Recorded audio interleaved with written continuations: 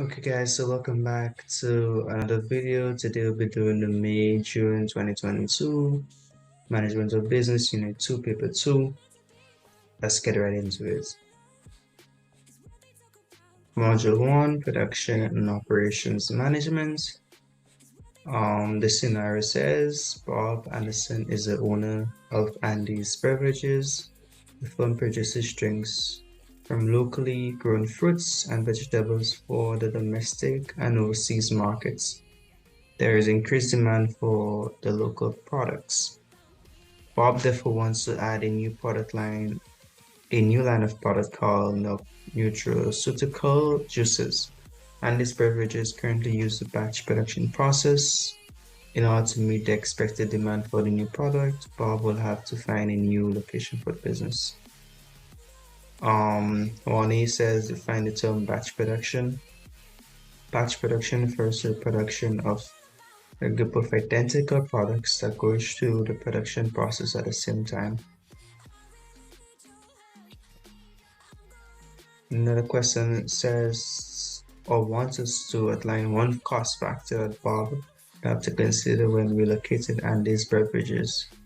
One cost factor that Bob will have to consider when relocating Andy's beverages is the transportation costs associated with distributing its product to its customers.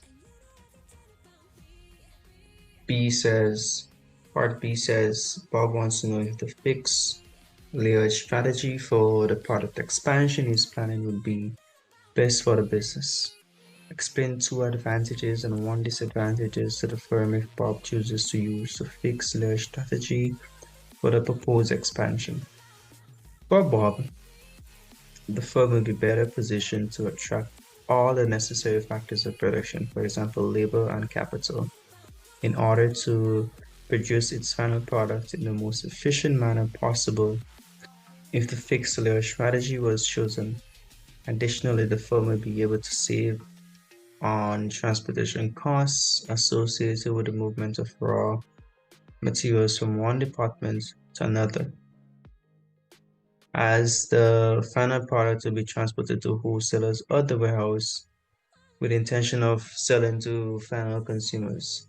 Conversely, in the fixed layer strategy, the firm may have to incur the costs of storing its final products for safety reasons, such as harsh weather conditions and theft.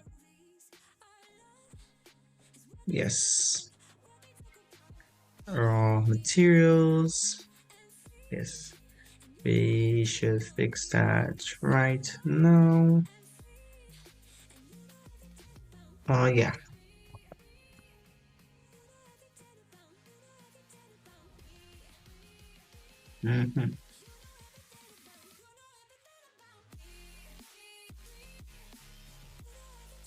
Yeah.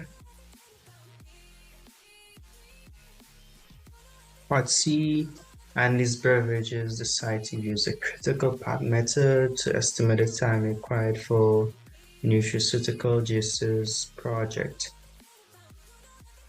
The information for the task to be undertaken and the duration are given in figure 1. We have to fill out the missing boxes. Part I says to complete the network diagram in figure 1 by inserting the missing start and finish time for each task with a blank slots, and we did it.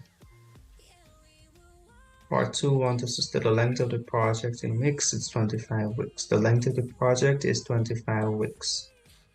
They want us to determine for part 3, determine the critical path for the project. The critical path for the project is A, B, D, and F, because that is where the EST and LFT, which is early start time and its finish time, are the same. Calculate the slack time for each path. The slack time is also known as the float time. And the formula for the slack time is the LFT minus the EST. Therefore, activity C and E will only have slack times. There's no float slack time on the critical paths. If task F was delayed by 2 weeks, what would state what that mean for the entire or the completion of the entire project. The entire project will be delayed since task F task F is on the critical paths. Yeah. So if any activity on the critical path is delayed, the entire project will be delayed because the critical path don't allow for slack to be present, in other words. And then we move on to module 2, fundamentals of marketing. The Athenia Group has decided to start a business in Barra Tringe, Karakum State. John, the management consultant at the strategy meeting, was asked to guide the meeting on environmental factors, distribution strategies available, product mix decisions, suggested that in this idea generation stage, one person should be assigned to look at the microenvironmental and macroenvironmental factors that would impact business. Athenia has appointed John to lead the new product development process and to determine the breadth of the product mix. He's advice on the best distribution strategy for the firm. He's also to suggest whether the firm should offer goods or services. Part A, we are to define each of the following environments in which the Athenia Group operates. Microenvironments. The microenvironments are internal factors that influence a firm production process, decision making, and the manner in which it engages with its customers. Yes, that is it. The macroenvironments are the external uncontrollable events that influence the firm production process, decision making, and the manner in which it engages with its customers.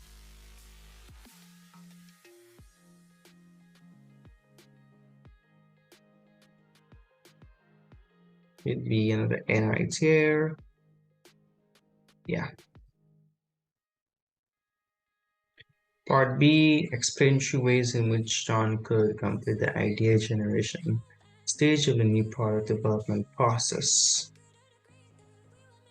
John could complete the idea generation stage of the new product development process through the following 3 ways. John could conduct a thorough analysis of his competitors in the market, generate new product ideas by researching what products are already available, what features they offer, and what customer needs they address. John can identify potential gaps in the market. Also, John could conduct market research to gather insights into customer needs and preferences. This can involve surveys, focus groups, other forms of research that can help John understand what customers are looking for in a new product. Lastly, John could also gather a group of individuals, such as his team members or stakeholders, to engage in brainstorming sessions. This can involve the exchange of ideas and suggestions for new products, which can be built upon and refined through group discussion.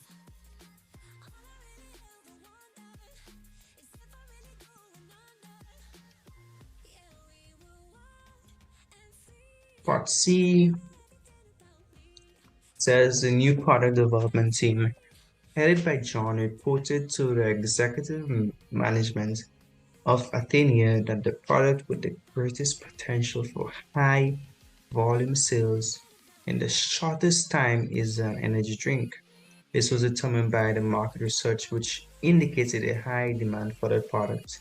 The team also suggested that the Athenia Group use an intensive distribution strategy, discussed 3 potential benefits that the Athenia Group may reap by using an intensive distribution strategy for the energy drink, which is introduced to the market. An intensive distribution strategy involves the use of many outlets that will be used to distribute the firm's product. In other words, the firm desired to cover a large section of the target market. With this in mind, by utilizing an intensive distribution strategy for the energy drink when it is introduced to the market, the Athenia Group could potentially benefit from cost sharing. This is because the producers who decides to use this strategy, they will be employing intermediaries who will be driven by the profit motive as they seek to sell the final product to target customers. Additionally, they will be responsible for transporting and storing the product. Also, the Athenia group can focus and allocate its resources on developing the energy drink in terms of research and development, since the middlemen or intermediaries will be tasked with making the product available to as many outlets as possible. Lastly, the Athenia group could take advantage of the fact that they do not need to employ technicians or salespeople, since the intermediaries will be salespeople themselves, as they will need to be knowledgeable about the product and implement strategies and measures to sell the product. Then we move on to Module 3, Small Business Management. Joanne Jones and her husband are the owner of a small business, Life and Health Ltd, in Natural Island in the Caribbean. Life and Health Ltd produces canned fruits and vegetable juice, which have become an all-time favorite among islanders. The Joneses are planning to expand the business because of the increased demand for their products. They will need some help since expansion means they will no longer be classified as a small business. Natural Island has a mixed economic system. The Joneses therefore have decided to seek assistance and guidance from the Small Business Association of Natural Island. Part A asks, outline 2 advantages of maintaining Life and Health Ltd as a small business. 2 advantages of maintaining Life and Health Ltd as a small business are the various assistance that will be provided to the business by financial institutions and government agencies. This is because they are seen as vital for the overall well-being of the economy. Also, as a small business, there will be some degree of privacy, as the business will not be required to publish its account for the public. As a result, competitors cannot gauge an insight of the business financial position. Part B, explain 3 types of assistance that a Small Business Association of Natural Island can offer to Life and Health Ltd. 3 types of assistance that the Small Business Association of Natural Island can afford to Life and Health Ltd are financial, technical or technological, and educational training. As it relates to financial, the association can grant business loans at affordable rates in order to assist with startup capital shortage or working capital shortfall. As it relates to technical or technological assistance, the association can provide guidance and advice on how to utilize certain equipment and technology in its production process in order to produce product in the most efficient manner, as outdated technology can affect the firm's overall profitability. Lastly, the association may have courses available that can assist management in gaining the necessary skills and qualifications in order to operate the business effectively. This is because merely having the characteristics of a successful entrepreneur does not guarantee the business will be successful, since managing the business is also vital. And the last part, we have to discuss 3 ways in which Natural Island's mixed economic system could impact the business decision making of the Joneses. In the mixed economic system, resources are partially owned and allocated by the private sector and the government. With this in mind, the Joneses may be able to conduct their business operation, may not be able to conduct their business operation in other industries in which the government deems as important for the nation's interests. Additionally, with the intention of expanding the business, which in effect changes the organizational structure and process, pricing strategy, and labeling requirements, the Joneses therefore will need to consider and comply with these regulations to ensure the business operations are legally and ethically sound. The Joneses must consider also the competitive landscape when while making decisions about expanding their business. They should analyze the potential They should analyze the potential impact of government-owned and subsidized competitors, potential entry barriers, and any advantage or disadvantages for their business in the markets. And lastly, the business may be unable to fire or get rid of redundant workers due to employment laws. As a result, the firm may be unable to intensively invest in technology and research and development due to the high cost of production. And that is it for this paper. See you all next time.